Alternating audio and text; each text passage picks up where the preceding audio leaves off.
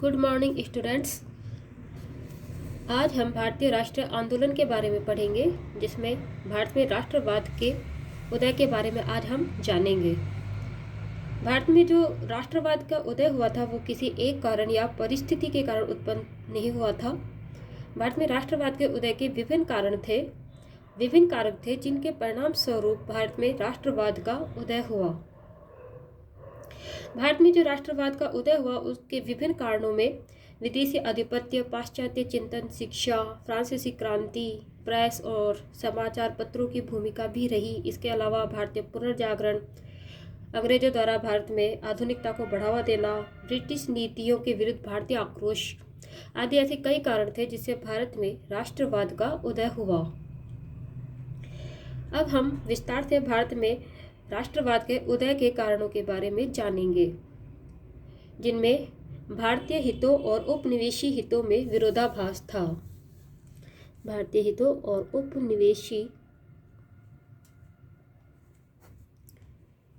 हितों में विरोधाभास।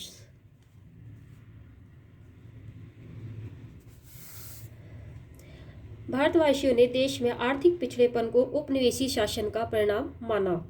उनका विचार था कि देश के विभिन्न वर्ग के लोगों यथा कृषक, शिल्पकार, दस्तकार, मजदूर, बुद्धिजीवी, शिक्षित वर्ग और व्यापारी इत्यादि जो भी थे, सभी के हित विदेशी शासन की भेंट चढ़ गए थे।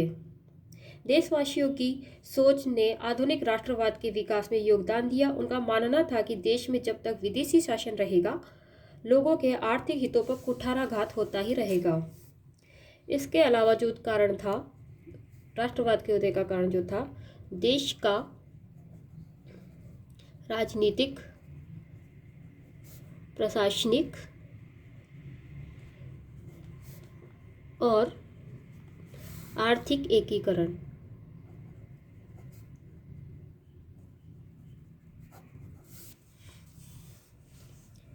भारत में ब्रिटिश शासन का विस्तार उत्तर में हिमालय से दक्षिण में कन्याकुमारी तक, पूर्व में असम से पश्चिम में खैबर दर्रे तक था।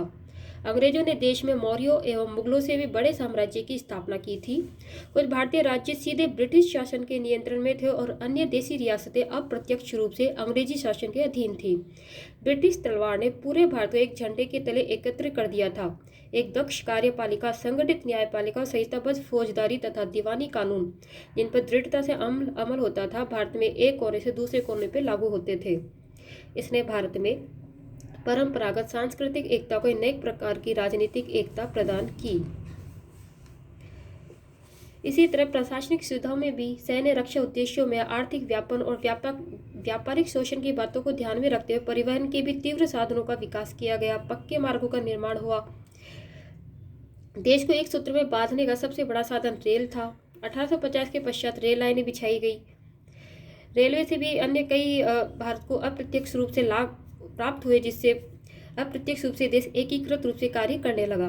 1850 के उपरांत प्रारंभ हुई आधुनिक डाक व्यवस्था ने बिजली के तारों ने देश को समेकित करने में सहायता की थी।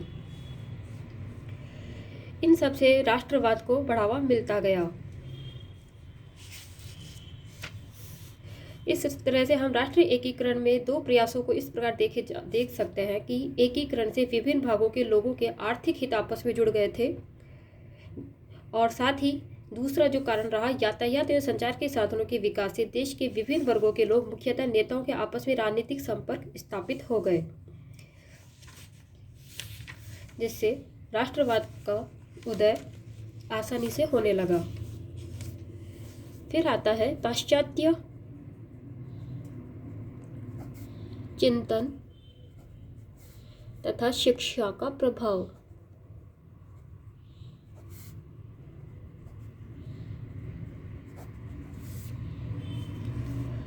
आधुनिक शिक्षा प्रणाली के प्रचलन से आधुनिक पाश्चात्य विचारों को अपनाने में मदद मिली, जिससे भारतीय राजनीतिक चिंतनों को एक नई दिशा प्राप्त हुई। जब ट्रेवलियर मैकाले बेंटिक ने देश में अंग्रेजी शिक्षा का श्री गणेश किया तो यह अत्यंत महत्वपूर्ण निर्णय था, परंतु इससे नव शिक्षित वर्ग के लिए पाश्चात्य उदारवादी विचारधारा के द्वार खुल गए। Bentham, Shelley, Milton, Spencer, Stuart Mill, Paine, Rousseau, Voltaire जैसे प्रसिद्ध यूरोपीय लेखकों के अतिवादी और पाश्चात्य विचारों ने भारतीय बुद्धिजीवियों में स्वतंत्र राष्ट्रीयता तथा स्वशासन की भावनाएं जगा दी और उन्हें अंग्रेजी साम्राज्य का विरोधाभास खलने लगा। इसके साथ ही अंग्रेजी भाषा ने संपूर्ण राष्ट्र के विभिन्न प्रांतों एवं स्थानों के लोगों के लिए संपर्क भाषा का कार्य किया। इसने सभी भाषा भाषियों को एक मंच पर लाकर खड़ा कर दिया, जिससे राष्ट्रवादी आंदोलन को अखिल भारतीय स्वरूप मिल सका। अंग्रेजी का ज्ञान प्राप्त कर नव शिक्षित भारतीयों जैसे वकीलों, डॉक्टर इत्यादि ने उच्च शिक्षा के लिए इंग्लैंड की यात्रा की। इन्होंने यहाँ एक स्वतंत्र देश में विभिन्न राजनीतिक संस्थाओं के विकास की प्रक्रिया देखी तथा वस्तु स्थिति का भारत में तुलनात्मक आकलन किया, जहाँ नागरिकों को विभिन्न प्रकार के स्वतंत्र अधिकारों से वंचित रखा गया था। इस नव पाश्चात्य भारतीय शिक्षित वर्ग ने भारत में नए बौद्धिक मध्यम वर्ग का विकास किया, कालांतर में जिसने राष्ट्रीय आंदोलन में महत्वपूर्ण भूमिका भी निभाई। प्रेस एवं समाचार पत्रों की भूमिका। प्रेस की भूमिका।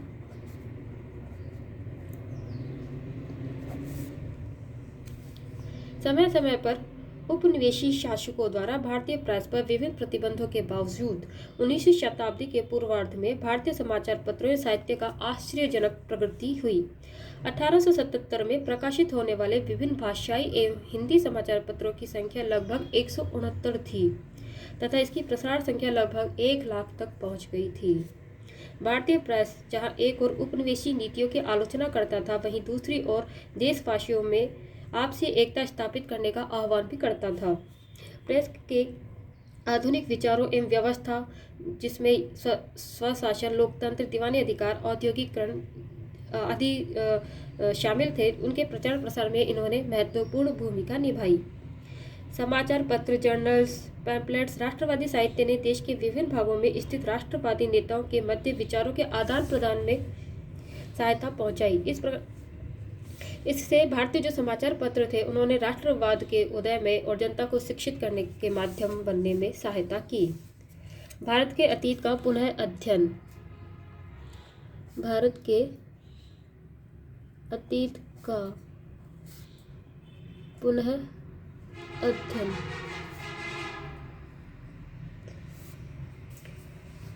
उन्नीसवीं शताब्दी के प्रारंभ में भारतवासियों को अपने प्राचीन इतिहास का ज्ञान अत्यंत कम था। वे केवल मध्यकालीन या 18वीं सदी के इतिहास से थोड़ा बहुत परिचित थे, किंतु तत्कालीन प्रसिद्ध यूरोपीय इतिहासकार, जिनमें Max Muller, Monier, Williams Roth और सैसून तथा विभिन्न राष्ट्रवादी इतिहासकार जैसे आर.जी. भंडारकर, R.L. मित्रा, स्वामी विवेकानंद इत्यादि ने भारत की प्राचीन सांस्कृतिक विरासत को पुनर्व्याख्यात कर राष्ट्र की एक नई तस्वीर पेश की थी। इन्होंने अपने अथक परिश्रम कर कला, साहित्य, वास्तुकला, संगीत, दर्शन, विज्ञान और गणित के क्षेत्रों में भारतीय उपलब्धियों और मानव सभ्यता के विकास में भारत के योगदान को पुनः प्रकाशित किया, जिससे लोगों में राष्ट्र प्रेम, राष्ट्रीयता की भावना जागृत हुई। यूरोपीय चिंतकों ने व्याख्या दी कि भारतीय तथा यूरोपीय एक ही प्रकार के आर्यों की संतान है।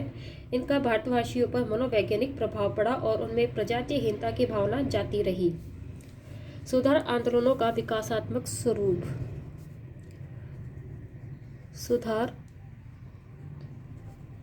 आंदोलनों का विकासात्मक स्वरूप।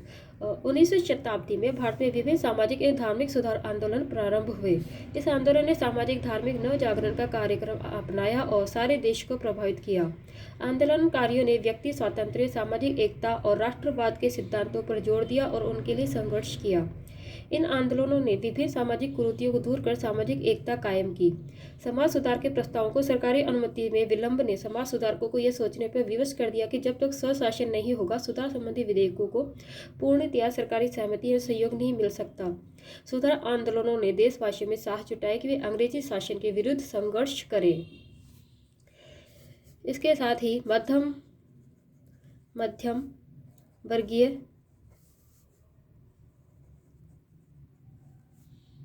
बुद्धिजीवियों का